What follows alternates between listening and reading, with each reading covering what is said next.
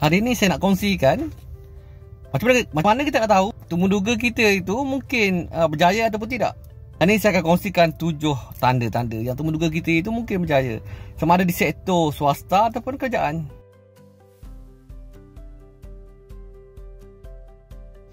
Ada orang dia pergi temuduga, dia bukan nak sangat kerja tu, dia nak sebenarnya nak test power pun ada, nak tengok laku tak. Tapi kerja dia biasa, saya beritahu. Kadang bila kita tak nak, waktu tu lah macam-macam tawaran dapat. Tanda pertama bahawa temuduga kita itu ada kemungkinan berjaya pertama adalah waktu temuduga yang panjang.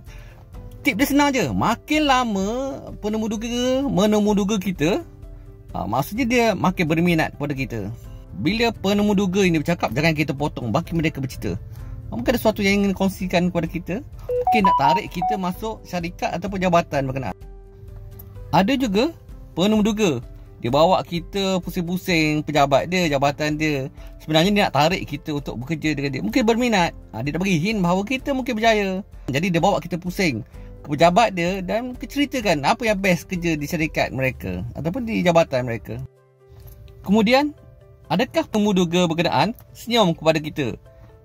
Maksudnya bila penemuduga berkenaan, ketika kita bercakap tu, dia senyum kepada kita, maksudnya penemuduga berkenaan macam berpuas hati dengan jawapan yang kita berikan. Ada penemuduga, dia akan bercerita tentang apa best kerja kat sana, apa manfaat yang kita dapat kalau kita bekerja dengan mereka. Ada panel yang mungkin bercerita tentang apa keistimewaan bekerja di sana, apa kemudahan-kemudahan yang ditawarkan kepada kita. Itu tanda-tanda bahawa mereka berminat dengan kita. Kalau mereka tak berminat, tak apalah, teruskan berusaha untuk pikat hati mereka.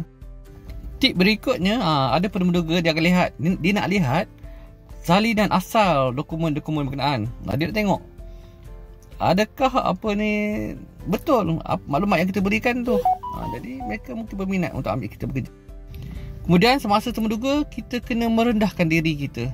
Sebab kita nak pujuk penemuduga tu untuk ambil kita bekerja. Kalau kita buat muka poyo, muka tak ada adab, macam mana mereka nak ambil bekerja? Kemudian semasa sesi temuduga berkenaan, kita kena usaha untuk pujuk sampai mereka senyum, sampai mereka berminat dengan kita. Cakap pun lemah lembut, jangan keras. Tip terakhir, bagaimana nak pikat majikan adalah lontarkan senyuman. Kemudian tunjukkan hormat kita yang tinggi kepada penemuduga berkenaan. Ingat, macam kita nak orang awet, kena lemah lembut dan berhati-hati bila bercakap, dan kena ada tata tertib dia.